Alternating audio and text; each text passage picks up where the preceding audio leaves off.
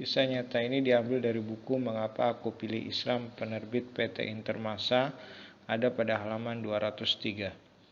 Kisah seseorang yang bernama Warisan. Untuk mengingat namaku cukup mudah, Warisan. Begitu juga nama kedua orang tuaku, Lami dan Karto. Aku dilahirkan di desa Dermolo, Kecamatan Bangsri, Kabupaten Jepara, Jawa Tengah, pada tanggal 12 Agustus 1926. Sejak kecil hingga berumur 43 tahun, aku memeluk agama Islam. Namun keislamanku saat itu hanya karena orang tuaku beragama Islam, jadi dapat disebut sebagai Islam KTP. Pada tahun 1969, aku dan istriku menjadi pemeluk agama Kristen. Mengetahui kenyataan ini, orang tuaku hanya diam saja, tidak melarang. Namun setelah masuk Kristen, istriku senantiasa sakit-sakitan. Aku pun heran, apa sebenarnya yang dipikirkan istriku, sehingga kondisi fisiknya tak pernah sehat.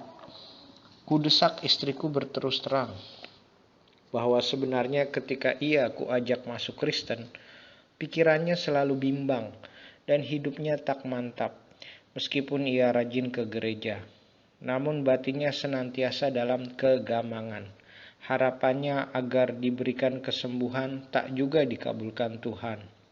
Tampaknya pengalaman inilah yang menjadikan batin istriku semakin tertekan, sehingga sakitnya pun tak kunjung sembuh.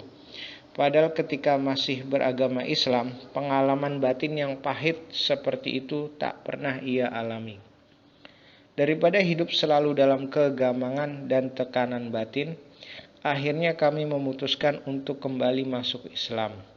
Jalan ini kutempuh karena kami sangat mengharapkan hidup damai dan terlepas dari kegamangan. Aku dan istriku pergi ke rumah Bapak Muhammad Ihsan, kepala desa yang juga dikenal sebagai kiai setempat, untuk menyampaikan keinginan kami kembali memeluk agama Islam. Saat itu bertepatan dengan malam Hari Raya Idul Fitri 1405 Hijriah.